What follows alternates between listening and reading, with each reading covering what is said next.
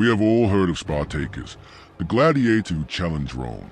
But 800 years later, there was a slave revolt 10 times larger that almost destroyed the most powerful empire on earth. We have all heard of Spartacus, the gladiator who challenged Rome.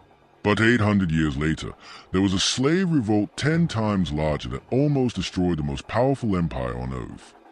The year is 869 AD. The Abbasid Caliphate is in its golden age, but in the salt marshes of southern Iraq, thousands of East African slaves are living in hell.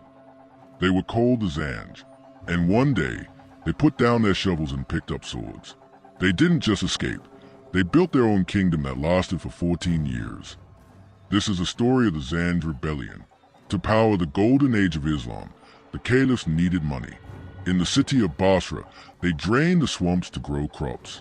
But the soil was salty.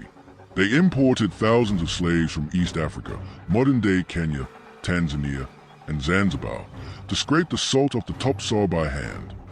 It was back-breaking work. They starved. They died of malaria. They were treated like cattle. The conditions were perfect for an explosion. The explosion needed a spark. His name was Ali ibn Muhammad. He was a charismatic poet and revolutionary.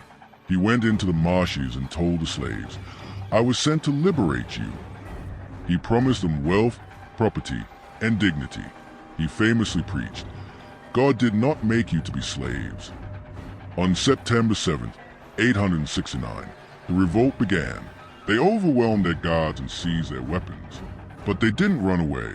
They used the terrain. The Abbasid cavalry couldn't fight in the deep marshes, but the Zanj knew every channel and reed bed. The rebels did something incredible. They built their own capital city in the marshes. They called it Al-Muqtara, the chosen city. They minted their own coins. They established a government. For 14 years, they were a sovereign African state in the middle of Iraq. They were so successful that they actually captured the major city of Basra. The former slaves became the Mace, a massive Abbasid army gathering. Thousands of archers, cavalry, and river barges loaded with Greek fire, flamethrowers. Siege warfare, river boats firing arrows into the rebel city. Smoke rising. The Zanj defenders looked thin and desperate. The fall of Muqtara. In 883 AD, the defenses finally broke.